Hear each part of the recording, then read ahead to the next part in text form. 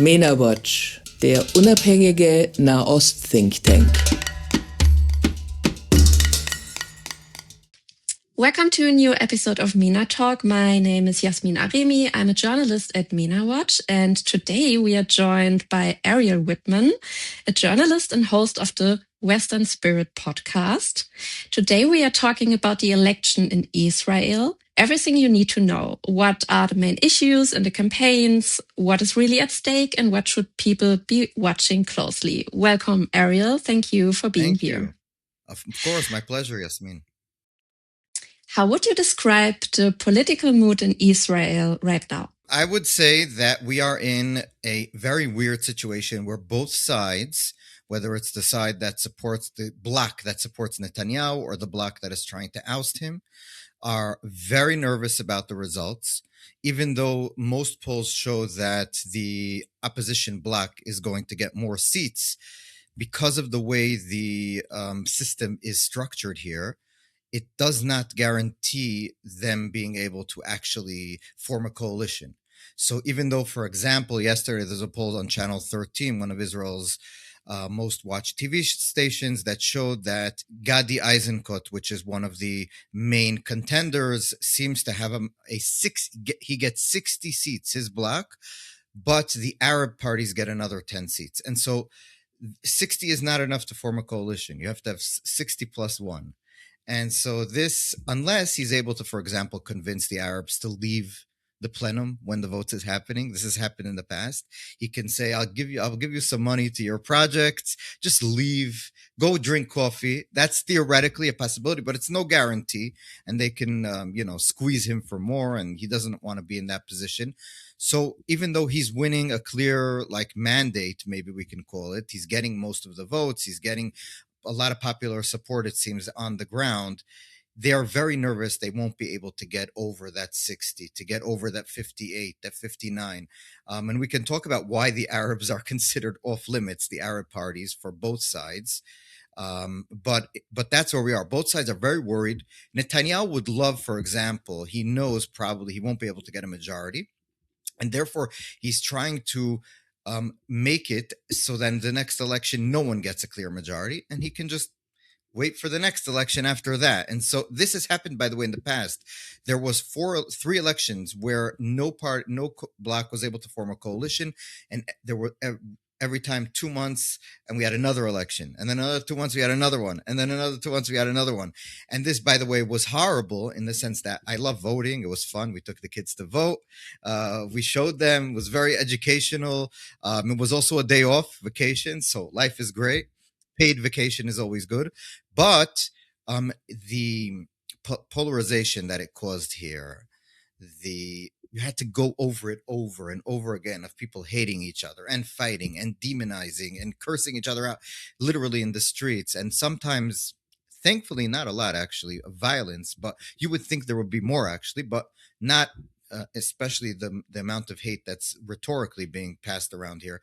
But just, it's so unhealthy for a society to go through that so many times over and over. So basically, we are in a place where both sides are very worried.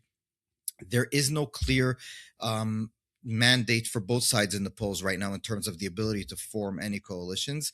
And so we're in a lot of unknowables. It could go either way. It's that close. It's that close that if the bloc against Netanyahu gets 1 or 2 more seats in the polls without the Arab parties, Netanyahu goes home. But if they get 2 less seats, Netanyahu can stay for another 6 months, a year, whatever he's able to pull out. We also have to say that we are going through right now the primary systems of the parties that do have primaries, where they choose their lists of candidates. The Likud will have a death match in the Likud, where the Likud now has about 28 seats in the current parliament. According to the polls, it will get next elections between 22, 23, maybe 24 seats at the most. Netanyahu has passed inside the party 8 seats within the first 30, where he is able to personally pick the candidates. And so this means that they won't even need to run in the primaries to get votes. He will just parachute them in. So if you can imagine, there are right now about 29 members of, I think 28 or 29 members of parliament in the Likud. And then we also have the Norwegian law, which says that if someone becomes a minister, he can resign and the next person in from the parliament, and the next person on the Likud list becomes a member of parliament.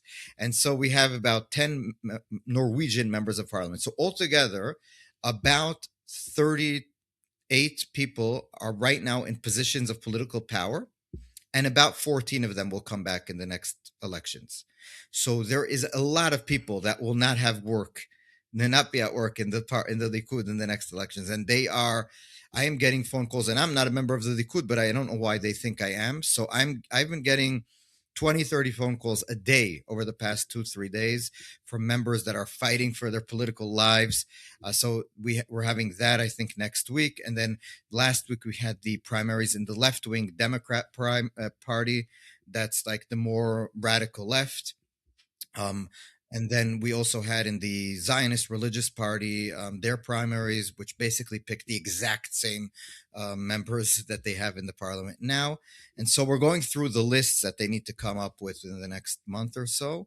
And then once that happens, we'll see. I also have to say another interesting thing is that we talked about 2 blocks, okay? But there is a significant portion of the electorate that doesn't want it to be that way.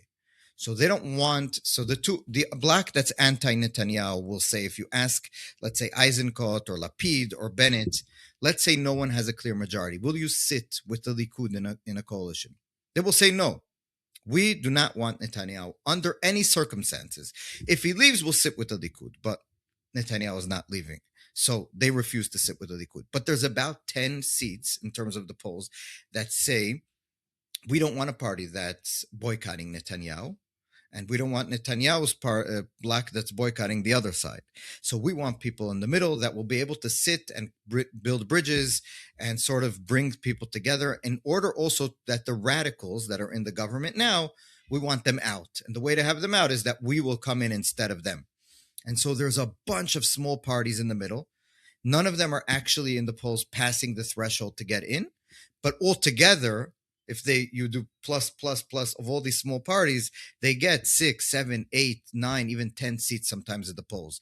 So I assume as we get close to where people have to actually propose their candidates to the Knesset, a lot of these parties, smaller ones, will unite into 1 or 2 parties because they'll realize they have no chance alone.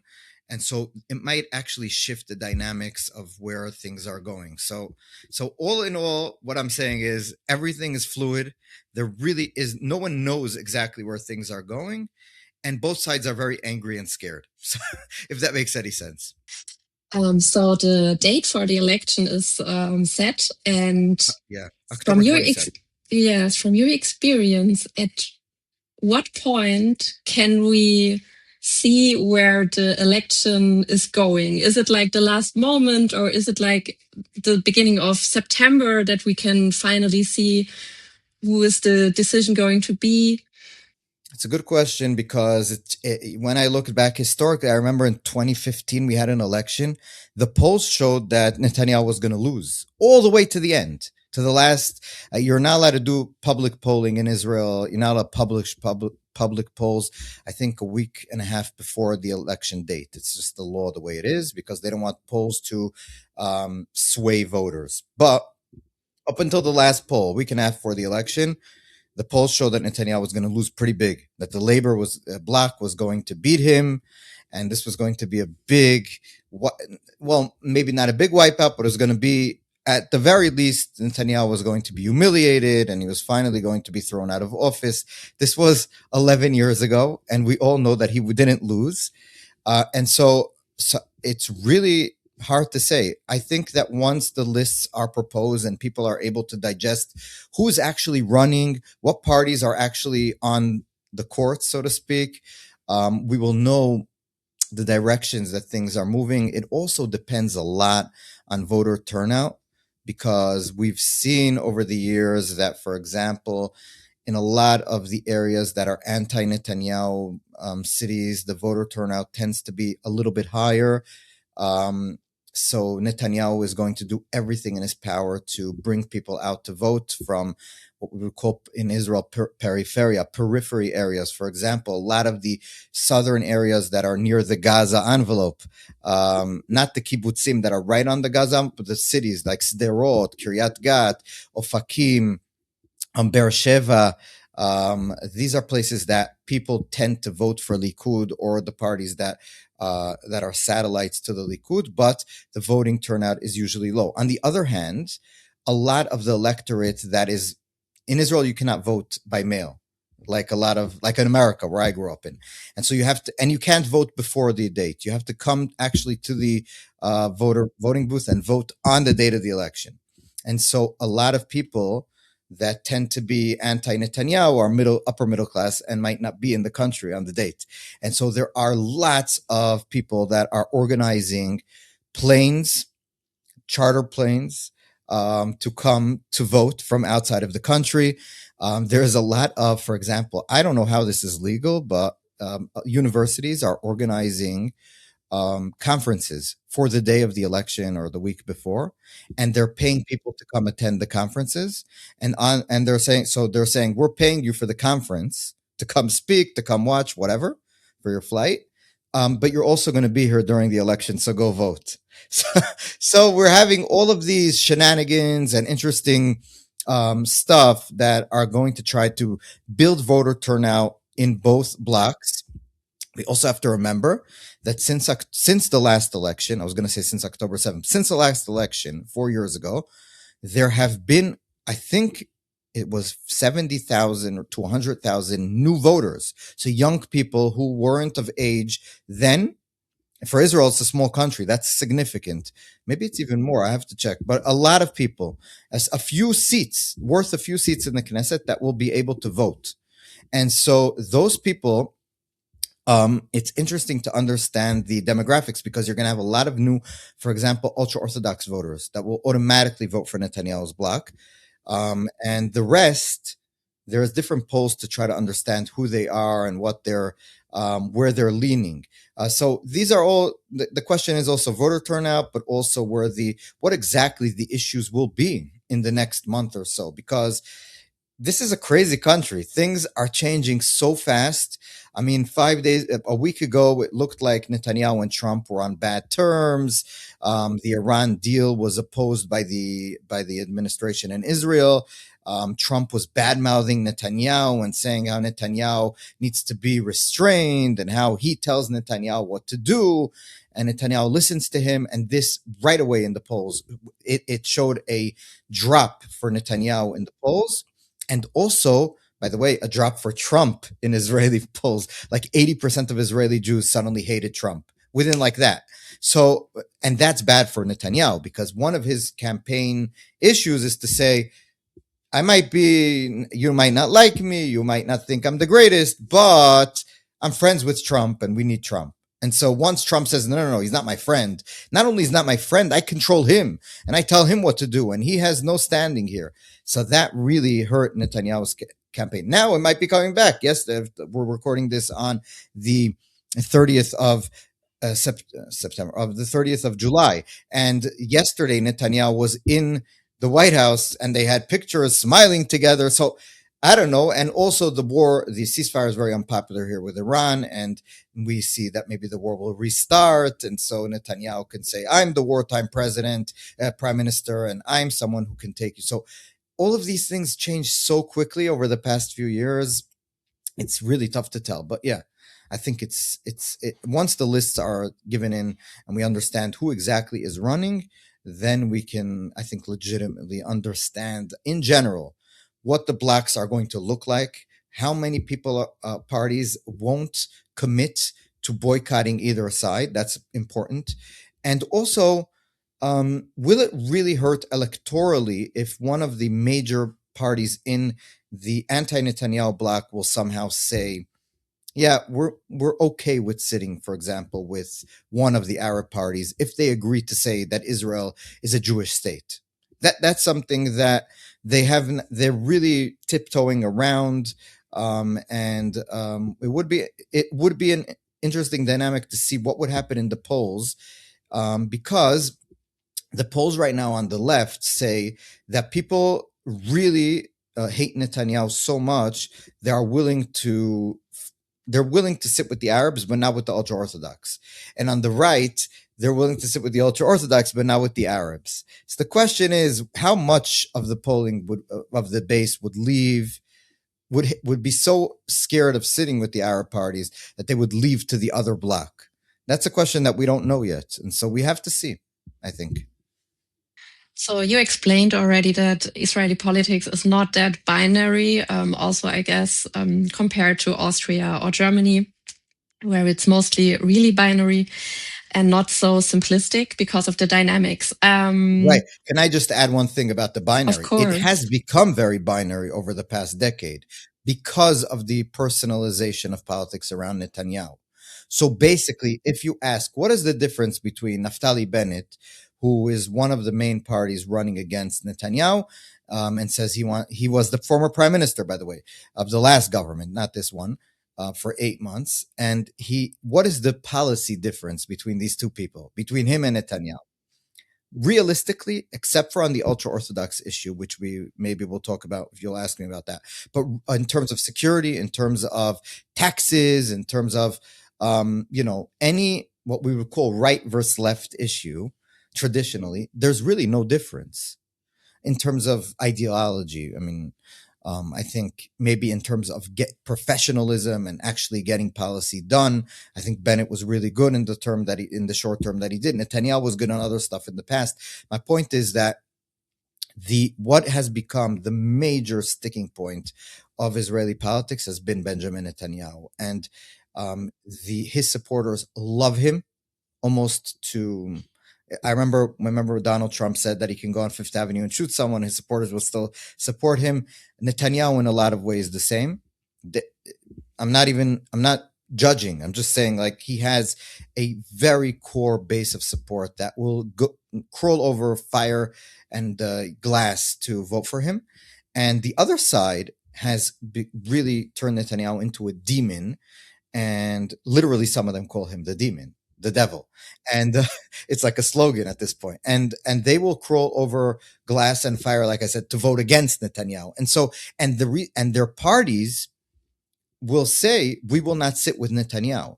They won't say we won't sit with, I don't know, a lot of the other political figures on the right. They will specifically say we will not sit with Netanyahu. And so, we can get into why that is, but over the last decade or so, it also has moved the governments that Netanyahu has formed to be very much right-wing, because the left, for example, in 2008, 2009, Netanyahu formed a government. The first parties that he made into his coalition were left parties. He then had Ehud Barak, which was on the left. Labor was part of his government. He made him the defense minister. So we talk about security in the West Bank, the Judea and Samaria, settlements. He made the head of the Labor Party, the head of the defense ministry. Netanyahu in 2009 gave the Bar Ilan speech that supported a two-state solution. He was able to do that because his coalitions were not exclusively right-wing. One of the main reasons why the coalitions now are exclusively right-wing is because the left refuses to be part of them. And so we can say he could leave politics if that's his only choice, but realistically, he wants to stay in power. And if he does, those are his only choices. So in a way, it's become binary, but not on ideological terms. It's become binary on personal terms, which allows the more fringe radical groups to take advantage of it. So it's an interesting dynamic on that sense. Which brings me to the next question, because the Western media is really focused on Netanyahu, yes or no? That's the main issue. In terms of I think it's a sad state of affairs because Israel is facing a few crises and issues that are almost, I would say, existential. And we can get into whatever they are in a minute, but instead of talking about them, everything is about Netanyahu. And so this has become almost, he uses it for his advantage among his base, because what he's telling his base is the left wants to take me out because the left hates you. It's a sort of tribal speak, because he's basically telling them, I am here. Trump says that a lot too. And in a way, it's true. The left in Israel does not like the new, it's called maybe the new elite, the new demographics that are rising here that tend to be more religious, more traditional, more Sephardic in their ethnic makeup, not from Arab and North Africa countries of descent, and not from European descent. So they're more what we would call maybe ethnic diversity. So people who are not white, but the white people tend to be more even religious than what is in the other bloc, and so people don't like, I think, that, but also they don't like his policies and they don't like the way he carries himself, etc. But he's able to use it to say that I'm a stand-in for you, and then he doesn't really have to talk about policy on his side. And then also the other side, I don't really see a lot of policy discussions per se on the campaign that's happening. It's all, we need to get Netanyahu out. Netanyahu was bad. Netanyahu was bad. Now, you may think that. I tend to, between you and me, but I think that, it would be worthwhile to tell people why you think he's bad and what you would do differently. And because it's so Netanyahu centric, and the world tends to make things personalized, because they don't, I think most, media in the world wouldn't really find it interesting, the internal politics of Israel, to like a CNN viewer somewhere, or a Fox News viewer somewhere, or whatever. It's not that, it's not that interesting what's happening domestically in Israel. People care about the war in Gaza, the war in Lebanon, Iran, whatever. And Netanyahu has become the face of that. And so that's why his personalized is interesting. But in terms of internally, I think that really hurts the discourse here. You're not really able to also form coalitions on specific issues that may be important. And so it's actually very sad, because it's basically everything stuck on a more policy discussion. And that's not happening. Do Israeli voters want a change of government? We shall see. Well, it's an interesting, in most polls, yes, overwhelmingly, but a lot of them are still going to vote for the parties that are forming the current coalition, which is the reason why Netanyahu suddenly in the past month or so has been starting to talk differently. He gave a press conference about Iran, which is about this ceasefire in Iran. There was a lot of criticism of it. It's not popular in Israel. Israelis thought America and Israel should have continued. We probably will continue, because Iran's not giving us a choice. But in that press conference, he was asked about the election. And he said that he will do everything in his power to form a broad coalition, quote unquote. And he never said what broad coalition means. And so I think that it means nothing. It means that it will continue to do, but he thinks it sounds better to Israelis because they want something more unifying. What he will do after the election is probably do the same that he's done until now, but he knows that this is what Israelis want. Israelis, even most voters of the coalition, want less of a sectarian coalition, more diversity of opinions. They want parts of the center to be part of the coalition. This has been, true for a long time, I think. The base of the Likud, in terms of Likud members who are paying members of the Likud, probably do not agree with that. But the general voting public of the right-wing bloc, in all polls, says that they also want something more unifying. The question is, again, the other side doesn't want to unify with Netanyahu. Netanyahu doesn't trust the other side. He feels that they want to kick him out, and it's all a ploy. He's very paranoid about this. It's pretty clear about that. So we shall see. The lines are drawn. You're going to have a few parties probably in the middle that we still don't know who they are. Like I said, that'll be a game changer if they're able to get into the parliament and they'll be able to negotiate and be. By the way, it's in terms of game theory, just think about it. It's forming coalitions. If no side has 61 votes and they need you, and all you have are 4 seats, you're stronger than the bigger parties because everyone needs you and you're able to leverage both sides. This has been true for a long time in Israeli politics. And so if a party is able to get into the Knesset, the parliament, and say, we are not obliged to both sides, we will go whichever side meets our demands. And if that party, for example, says, we want to lower taxes for the middle class that goes to the army and works, and we want to stop giving money to the ultra-Orthodox that don't work and don't go to the army, and we want to have a bill that will force them to enlist in the army just like our kids, and other stuff like that, and there's no coalition without them, then we're in a different world than we are right now. But we have to get there. So I don't know what will happen. We just scratched the surface, but how important are the smaller parties like the Arab parties and the ultra-Orthodox fractions also for the correlation arithmetic after the vote? They are very important. First of all, we'll talk about, I think, in the election rhetorically. So the ultra-Orthodox since 1977 have been part of coalitions. Until 77, they were not. They were in the first coalition that founded the government, but since then they weren't. 77, the Likud for the first time wins, Menachem Begin. He right away, the first thing that he does is turn to the ultra-Orthodox parties and say, come join my coalition. And what happens from there until this day is subsidies galore. And as the demographics become bigger, they are the fastest growing demographic in the world, not just in Israel, not just in Europe, in the entire world, more than African countries in terms of, if you just take the ultra-Orthodox in Israel, the speed of growth demographically of having babies, it's about 8 babies per family. So they double themselves every 10 years at this point. When I came to Israel in 2006, there were, I think, 700,000 ultra-Orthodox. Now there are 1,200,000. It's unprecedented. And so this also translates, obviously, into votes, but it also translates into money. And so this has been the challenge, I think, in terms of internal.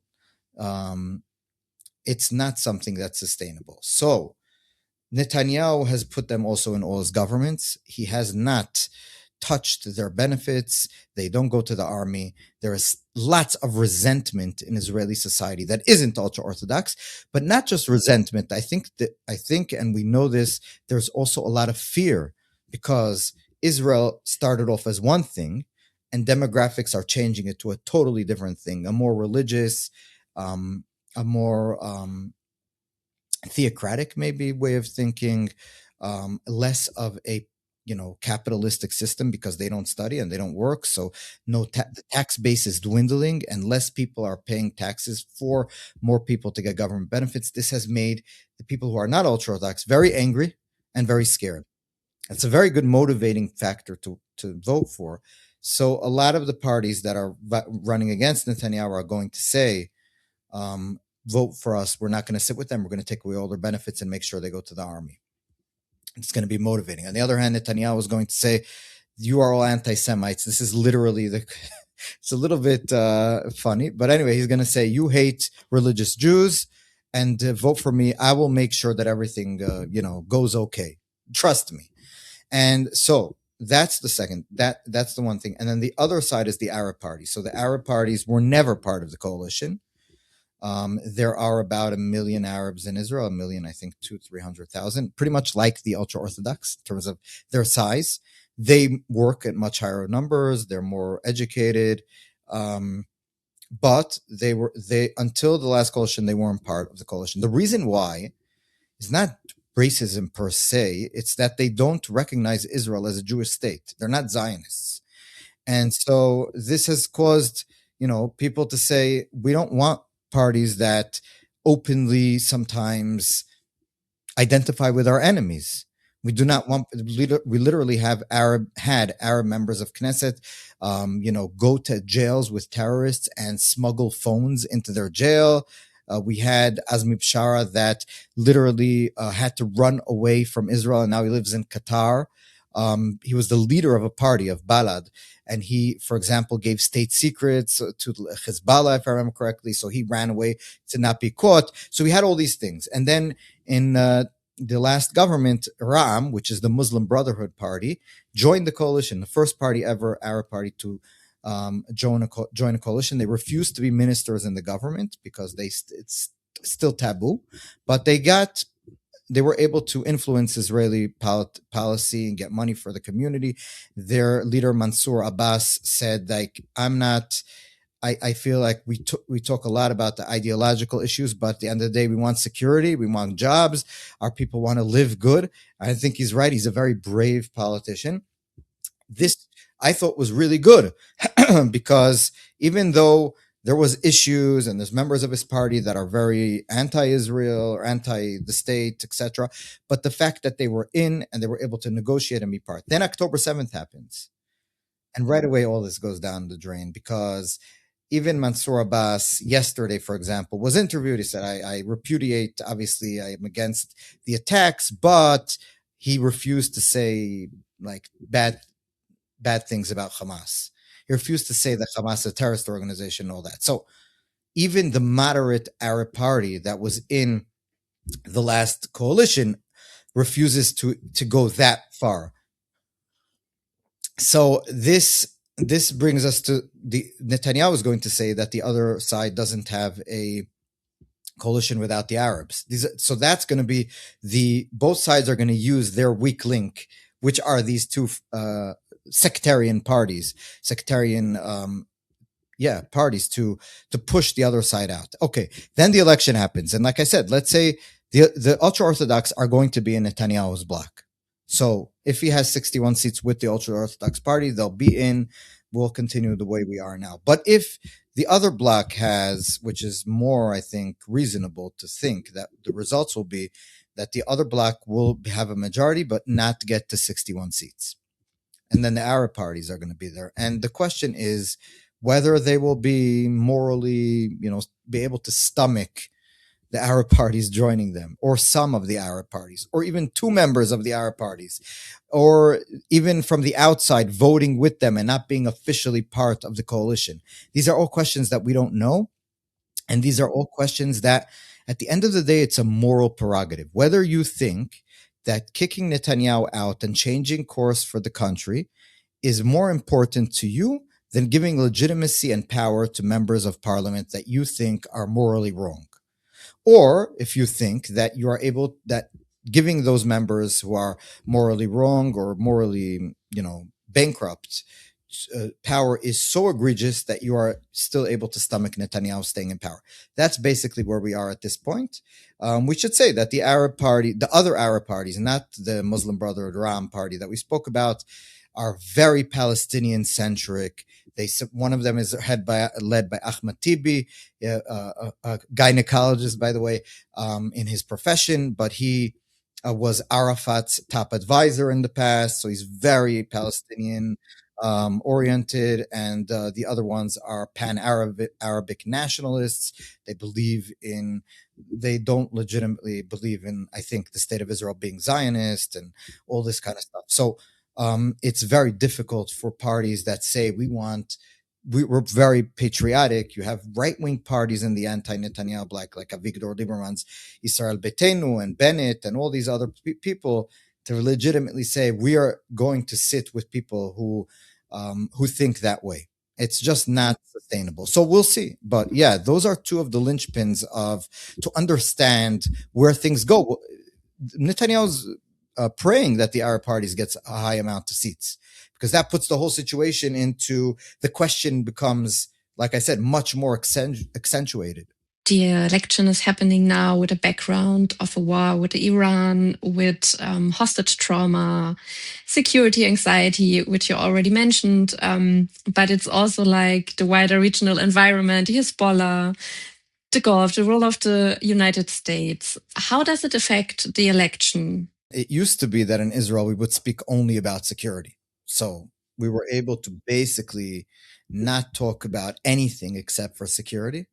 But what's interesting is that after October 7th, which was the largest attack, not obviously, I think, on Jews ever since the Holocaust, but also in Israel's history in terms of a terrorist attack,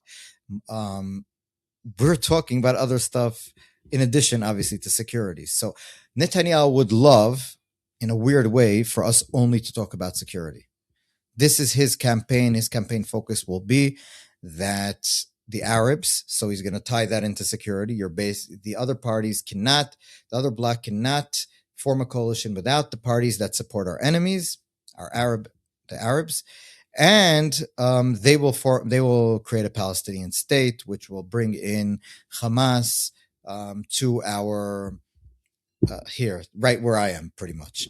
And so that's his pitch. The other parties obviously will use October 7th and all of these other stuff, but there is the other issues are the ultra-Orthodox issue, which will be front and center of and it already is. We see this in all of the ads of pretty much all of the parties that are running against Netanyahu's bloc. The fact that, like I said, there is disproportionate the demographic rise of the ultra-Orthodox, plus the fact that they don't work in the same amount of numbers, plus the fact that they take government benefits more than any other group, and that's growing, plus the fact that they don't go to the army. I have friends, I'm just giving myself as an example. I was in the infantry here, but I have an eye disease, so I have been recused. But friends of mine have done reserve duty for 300-400 days in the past 2 years. These are people with wives and children. So their marriages have been destroyed. Some of them, their businesses have been shut down because they couldn't be there with their family, with their kids, with their wives, in their business to support it. Some of them have obviously died. Some of them have been maimed without legs and feet, without hands, and at the same time, we have an entire demographic that hasn't suffered any of that. Not only has it not suffered any of that, the people who are going and dying and doing all these things are paying taxes that go to them.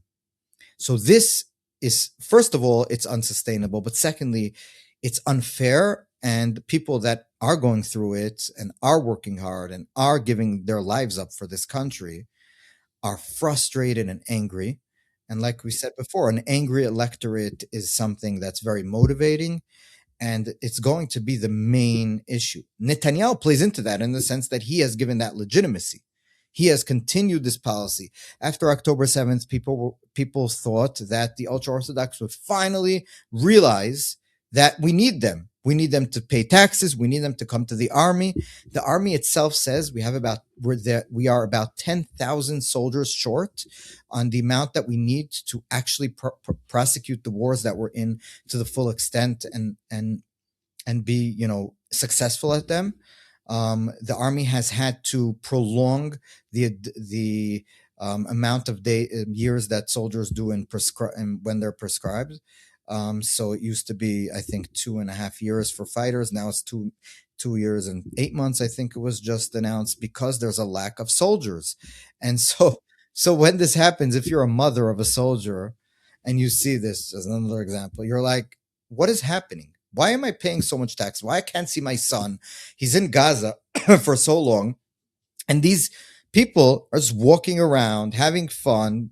Well, that's how she feels. We can talk about if they're really having fun. But my point is, you're having more fun if you're not dying and sitting in the heat with a gun and watch duty. So this is the motivating factor. It's very different. It was always in the back of mind in the past, but because both sides were willing to sit in coalitions with the ultra-Orthodox, it never motivated really a change in political power. So now that's going to be one of the main issues. So it's an interesting dynamic, a social, especially after October 7th. You would think that this trauma, like you said, is really going to be, I was sure, if you would tell me a year even after October 7th, what would be the nature of the campaign, the elections in a few years, I would say we would have tons of videos of October 7th happening, and then like Bibi is responsible for it, or you can't vote for someone who was there at the helm when this happened. There's nothing almost like that. It's amazing. So in Germany and Europe, the anti-Semitism is increasing. It's as high as it ever was. Not ever. You guys had the Holocaust. Since a long time, right? Since the Holocaust, probably. Yeah. It is crazy this year as well. And some people are discussing of the change of government in Israel is actually also possible to mean a change in the original posture of Israel. Do you think this is possible, In or do what you think way? it will, so that the anti-Semitism is going down a little bit, so that people are not You mean that. that if the government changes and Netanyahu's not there, would people hate Jews a little less? Yes. I am very skeptic of that. I mean, Netanyahu, I did not vote for his party, if I want to say personally, for any party in the coalition. But I find it very skeptical, and I have American Jewish friends that tell me, oh, if we just get Netanyahu out, everything will be okay. The Democratic Party will suddenly they won't hate the Jews. I think that's ridiculous. I mean, with all his there is an issue with parts of the coalition that are legitimately insane. I mean, Ben Gvir, for example, and I've written a lot of things against Ben Gvir. I come from the right. In Israel, I voted for right-wing parties for years, except for the last few elections, because I felt Netanyahu wasn't right-wing enough ideologically. I felt like he wasn't. It was all. We can get into that, but like I didn't vote because I was a leftist. Let's put it that way, and I legitimately cannot understand the Ben Gvir phenomena in terms of the reason why Ben Gvir, for example, if you remember a month and a half ago about the flotilla that came, and he did this video where he came and he was like making fun of them as they were being detained. And he did this. Sorry, my throat's hurting. So he did this whole thing, and this became a international incident. So countries in Europe were calling up the Israeli ambassadors and all of this. So I think, does that help? Obviously not. Is that a serious thing, by the way? I think not. I think the fact is that he is not, as of now, really able to do anything. The only things that he is able to effectuate is social media posts like that. It's literally all he's able to do. Is it helpful? No. And I think it's hurting on the fringes. Some people see it. They're like, oh my God, whatever. But the basic hatred. And I think, by the way, it's irresponsible that Netanyahu put him in the government. I think that it's irresponsible because it doesn't help, especially in a time like this. There's no reason for people like that to be in positions of power, especially the fact that the reason why he takes these videos is he thinks that they help him electorally. That's what his base likes. So that's a sad thing for Israel. But do I think that that there is enough voters to support that? Does he get a majority of the votes? No. He's still a small party. No, but he is a growing party, and I am worried about it because I think that there's no ideology except for hate behind it, and it's not something that builds anything productive. But do I think that that's going to change any mind if suddenly Naftali Bennett, who's still against a Palestinian state, who yesterday said that Qatar is our enemy, something that Netanyahu refused to say until now, who refuses to say even the West Bank. He said it once and he apologized for it. He calls it Judea and Samaria, which like I do, but still, he's not like a left-wing person that would suddenly change Netanyahu's posture 100%.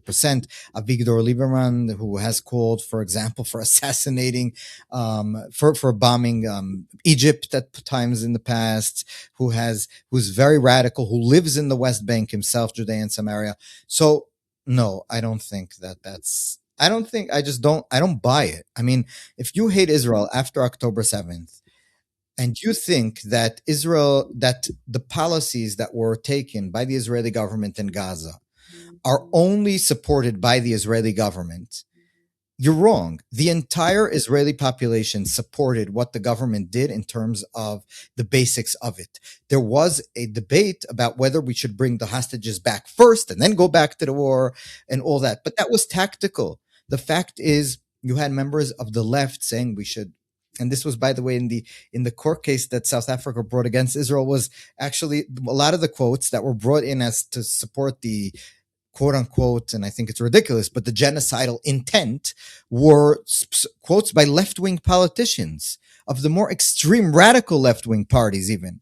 And so nothing is going to change. Israeli society after October 7th, 70+% of Israeli Jews are against the two-state solution. Most Israelis support the settlements in Judea and Samaria, the West Bank. I think rightly so. They don't see the Palestinians as a partner, and they don't think that international pressure should be buckled to. So I don't think that it will. And then the Europeans will get angry at us again, and all of this. So it might stop for a month, and then they'll see that nothing really changed. Yeah, I agree.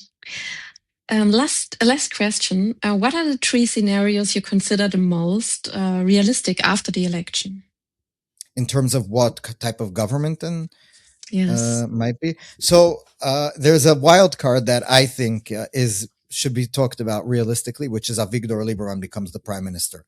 So if you remember in the last election, not this one, the one before, Naftali Bennett party got 6 seats, which is like nothing. But there was no government without him. And he kept on saying, I might go with Bibi, I might not go with Bibi. And finally he said, you know what? I will go with the anti-Bibi bloc if you make me the prime minister. So he was like the smallest party in the coalition, but he was the prime minister. And so Lieberman in the polls now gets about 12, 13 seats. He has said behind the scenes and a few times on record that he believes that even with these results, he should be the prime minister. And so the question is, if he really holds to that position, will any of the other partners say to him, no, we're willing to go back to another election, or let Bibi still be prime minister and you shouldn't be? Will Bennett say that to him? I don't think he has authority. Last time he did the same thing with less seats. Will Lapid say, no, he's number 2 to Bennett? Will Eisenkot says that now it's a moral imperative to kick Netanyahu out. Because he's worried that that Lieberman has less seats than him. So in a way, they've all, sort of locked themselves into a place that Lieberman could use it to be. So I don't know how, but it's being talked about. Amit Segal, which was one of Israel's most, I think, the best, I think, political journalist here, has said it on Israeli TV a few times, that this is a realistic option. And so that's number 1. I would say, I don't know how realistic it is. We'll see, but that's the wild card, I think, that could happen. The other 2 options maybe 3 options realistically are, number 1, no one gets to 61. We go to another election. And then we can go to another one after that. That has happened in the past.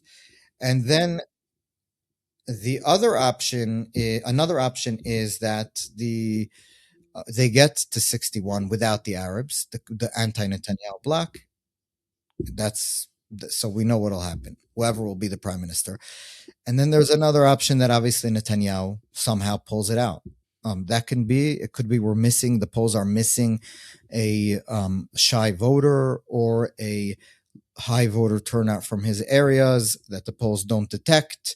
The ultra-Orthodox are very motivated. They're very worried about these governments that are coming, that are threatening to come, and all this. And then another option, which is interesting, is if no one gets 60 seats, but the Arabs can, fill the puzzle, be the last piece. And then the parties say, we're willing to go with a few of the Arab parties because Netanyahu was so dangerous. We have to have a change. So those are the 4, I think, 4 or 5. I don't know how much I said, but those are the main scenarios. And again, a lot of it is unknown because I used to work for a member of parliament that just resigned from the government. And she was the Sharon Askel, the undersecretary, foreign minister, number 2 at the foreign minister. And she right away opened her own party. So legitimately, there are like 20 or 15 small parties like that. The one guy opens a party, she opens a party, the other people open a party. Realistically, do I think she thinks that by herself she can get elected? I don't think so. What I do think is that she thinks that by opening a new party, she will get some support, and she will leverage that support to coalesce with other small parties to build something together. And all those small parties might be able to get enough votes to get into the parliament. And those small parties that will be in the parliament might be totally different in the way they look at things coalitionally.